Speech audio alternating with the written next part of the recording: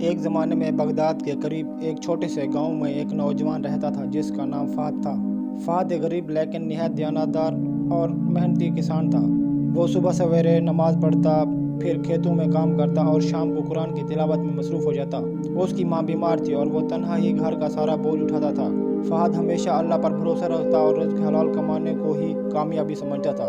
ایک دن فہد کھیتوں میں ہل چلا رہا تھا کہ زمین میں کچھ سخت چیز سے ہل ٹکرایا۔ اس نے ہاتھ سے مٹی ہٹائی تو ایک پرانا مٹی کا برتن نکلا جس میں سونے کے سکے بھرے تھے۔ فہد حیران رہ گیا لیکن دل میں خیال آیا یہ میرے لیے آزمائش ہو سکتی ہے۔ اس نے وہ برتن واپسی زمین میں دبا دیا اور اللہ سے دعا کی، یا رب مجھے سچائی پر قائم رکھ۔ دوسرے دن وہ گاؤں کے قاضی کے پاس گیا اور سارا ماجرا سچ سچ بیان کر دیا۔ قاضی نے کہا، یہ خزانہ تمہیں ملا ہے، شریعت کی رو سے تم اس کے حقدار ہو۔ مگر فہد نے کہا، اگر یہ کسی کا کھویا ہوا مال ہے تو میں اسے واپس کرنا چاہتا ہوں۔ قاضی نے اعلان کروایا لیکن کئی دن گزرنے کے بعد بھی کوئی دعوے دار نہ آیا۔ فہد نے وہ سونا مدرسے کو عطیہ کر دیا تاکہ یتیم بچوں کی تعلیم کا بندوبست ہو سکے۔ مدرسے کے امام نے اس کی دیانتداری سے متاثر ہو کر دعا دی، اللہ تمہیں دنیا و آخرت میں کامیابی عطا کرے۔ کچھ دن بعد شہر کے گورنر کا قافلہ گاؤں سے گزرا اور گاؤں میں پانی کی قلت دیکھ کر رک گیا۔ گورنر نے گاؤں والوں سے پوچھا، تم میں سب سے نیک اور قابل اعتماد شخص کون ہے؟ سب نے بیک زبان کہا، فہد وہ سچا، نیک اور دیانتدار شخص ہے۔ گورنر نے فہد کو بلایا اور اس سے گاؤں کے مسائل پر بات کی۔ فہد نے نہایت سادگی سے سب کچھ بیان کر دیا اور یہ نہیں چھپایا کہ وہ خود بھی ان مسائل کا شکار ہے۔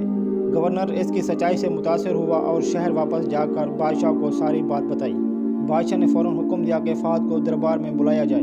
فہد جب محل پہنچا تو حیرت اور گھبراہٹ سے اس کا رنگ فک ہو گیا۔ بادشاہ نے نرمی سے کہا، بیٹا ہم نے تمہاری نیکی اور سچائی کے بارے میں سنا ہے۔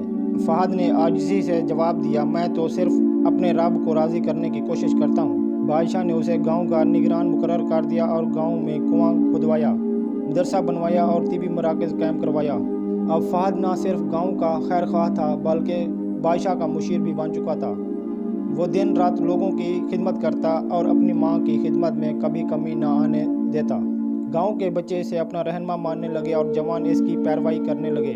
فہد کی کہانی نے یہ سبق دیا کہ خلوص نیت، دیانتداری اور اللہ پر بھروسہ انسان کو وہ مقام دے سکتا ہے جو دنیا کی کوئی طاقت نہیں دے سکتی۔